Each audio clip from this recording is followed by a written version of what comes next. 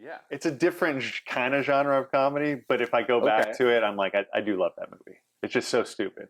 Well, yeah, but it's amazing. Yeah, it's more amazing. slapstick comedy. You mean like style? It's like Will Ferrell, being a weirdo but amazing, and like the Click Commander whole speech is amazing. It's and fucking like the amazing. rules of the road, and Carlin, all that kind of stuff. This sucks balls, man. How come we ain't getting no rides? 'Cause you're doing it all wrong. You gotta give the driver a little incentive. Like how? Like this.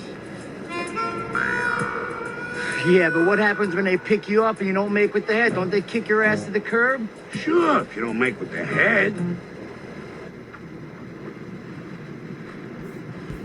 Ew, you eat the cock? Yeah. Hey, if it'll get me a couple 100 miles across the country, I'll take a shot in the mouth. Pretty great. It's pretty great. Yeah. I mean, you can't. So I'd say, I guess that's the answer. Did you change Silent Bob Strike Back? Yeah, it's a good one. It's not Chasing Amy. I'll tell you right now. Yeah, no, we talked about it the other day. It's not the best, but it is what it is. It is what it is. It is what it is. What it is. It is what it is. Exactly. Well, I found out Kevin Smith was dating the blonde chick at the time of that filming. Yeah. It's like, I feel it's usually not a good. No. Right? Like, I'm going to date the star. It's like, the director. This is my muse. Yeah. Yeah, no. It doesn't always work that way. He tried to bang Ben, apparently.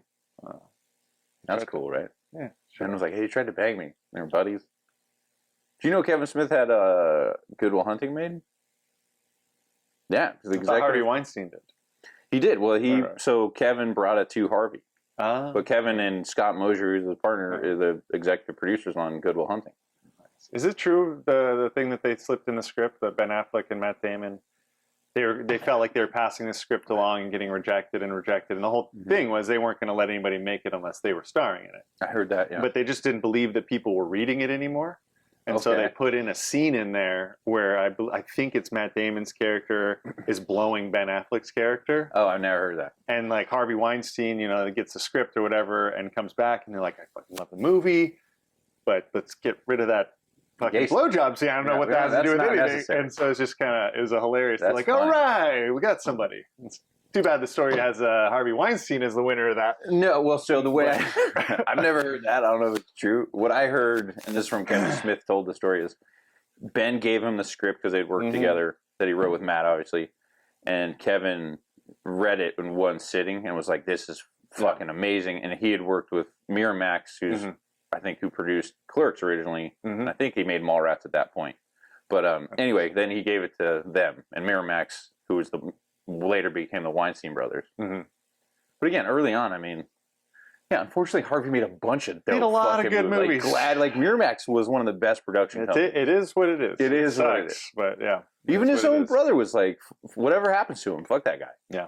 So, No, and I think like that in the original script, it was a longer movie. Like it continued with the job and the career that Matt Damon went to do. He goes to California and the script follows him there. Yeah, and it kind of changes what the vibe of that movie would have been. So 100%. It's perfect where it cut off. Oh, I agree. I love the movie. I'm glad there's no sequel. We don't need to imagine. Well, that's what they made. One of the best scenes in the Kevin Smith movie is Good Will Hunting 2 hunting season. Oh, yes. It's the funniest. Silent Bob, it's got your hair frosted. Shotgun. Yeah. Hunting season, bitch. Dude, amazing. That's so fucking funny, dude. Because it's one of the points. They even reference that in when they go for Jay and Silent Bob in the beginning or on the adventure, and they go to Ben Affleck's character from Chasing Amy. And there's that whole fictional characters. Yeah, it's so fucking funny. Yeah. And then he goes on to say, he's like, "You mean that fucking movie with Mork from Ork in it?" Like referencing Good. He's like, "Yeah, I wasn't a fan either." Yeah. And it's like makes it funnier knowing that Kevin Smith's the one that got it made. Yes. It's like, yo, but he's bombing Phantoms, yo. It's like, yeah, Phantoms like a mother. Dude, that movie's so stupid and funny. Yeah, now I want to. It's like a modern Airplane. Yeah. You know what I mean? Like Airplane, like has like fucking joke and joke to the point where it's like now I feel like it's dated. Yeah, like totally. That style of slapstick. But like Airplane as a kid for me, it was like you only like one of the now funniest fucking as a kid. I don't know. I think I don't think anybody could watch. You don't think so? Like a young kid, I feel like could because it's so stupid. Yeah, but I don't think a lot of those references are in our society anymore for the kid to be like, what does that mean? Like when they're like, does anybody here talk jive? And then like, with the stewardess and the guy that's having the heart attack, and the kid would just be like, oh, what is this? Yeah, but that's one joke in 1,000 where there's like the fucking like inflatable the Kareem Abdul-Jabbar stuff. You'd be like, who's Kareem Abdul-Jabbar? Right. But the inflatable man, like there's some. I mean, it'd be interesting. I'll let my daughter watch it. I think there'd be some funny things. I think so. Yeah. But yeah, like you're saying, I haven't watched it in years. I put it on the other day and was like, oh, this is fucking a lot. Yeah. Lloyd Bridges, though, is all time in that. There's things like I rewatched, we put on with my girlfriend, The Princess Bride.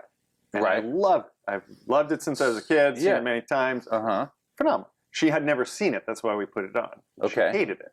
Really? She's like, this is terrible. I don't understand why we're watching this. Whoa. I was like... Beat it, or I'll call the Brute Squad. I'm on the Brute Squad. You are the Brute Squad. We need a miracle. It's very important. Look, I'm retired. Besides, why would you want someone the king's stinking son fired? I might kill whoever you want to make the miracle. He's already dead. He is, huh? I'll take a look. Bring him in. But have you ever met anybody that had just seen it for the first time as an adult? Because I haven't either. No, that's a really good point. I wonder if this is a nostalgia thing. Yeah, no, to your point, like it is. There's certain films that you watch, like one that's coming out now is Willow, like the Willow series. You said you never watched it as a kid. You did or no? No, I didn't. Never. I didn't. It was like my movie. Like I loved it. I watched it all the time. And I don't know. And I watched it recently now that I've become a dad. And like certain scenes like got to me like more.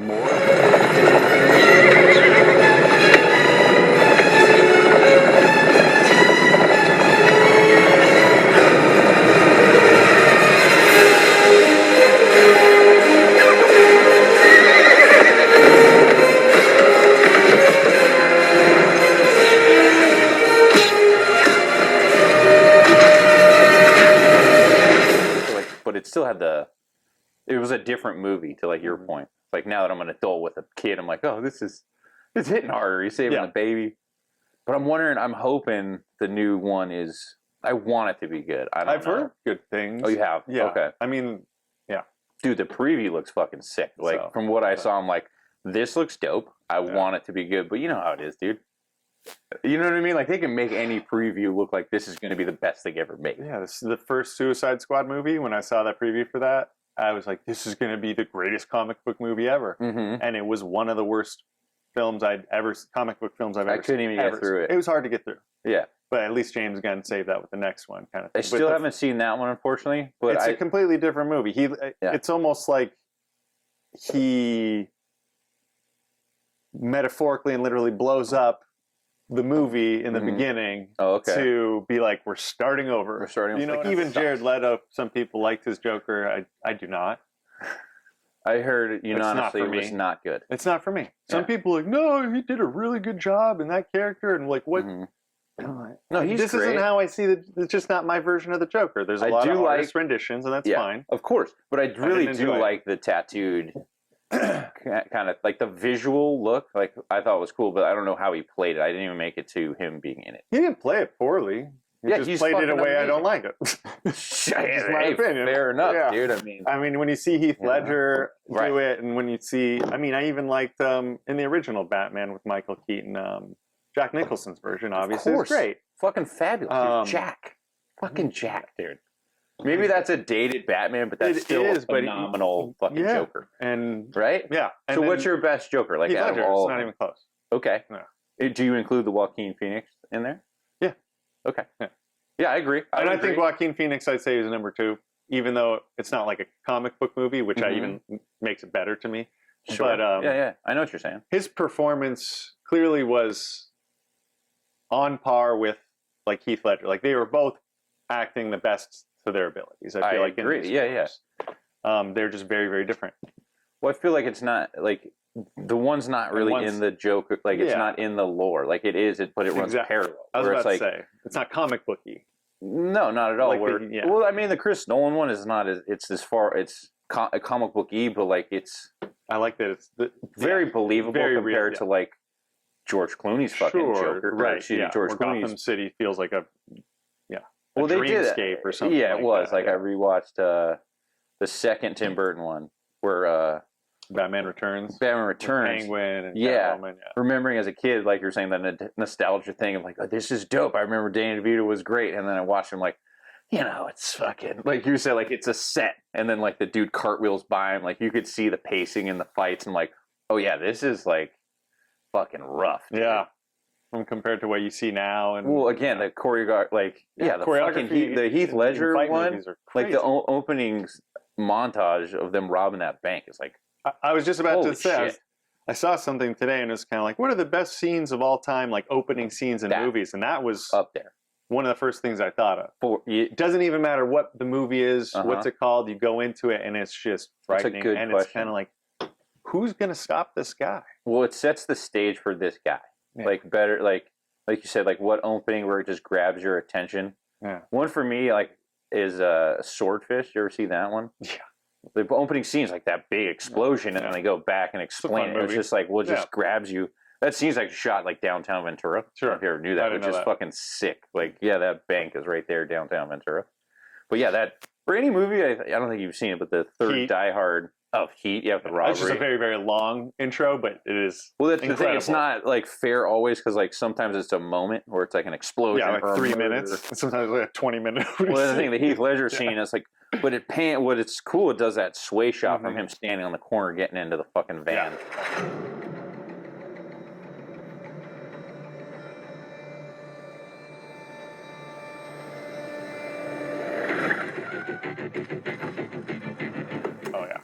And that's incredido. Yeah. What I really like about all the Batman series is like you use a lot of CGI, but it's subtly put in. I don't know if you saw that, like the Joker, they used a lot of CGI, but it was for like changing New York City or like making it. I think it was Chicago, like where they filmed some of it. Make it look old, yeah. Or just different, like to change like literal buildingscapes, and they would move, and it's fucking amazing. Like your eye, like it's so well done, you don't even realize that this isn't a real city anymore. Yeah.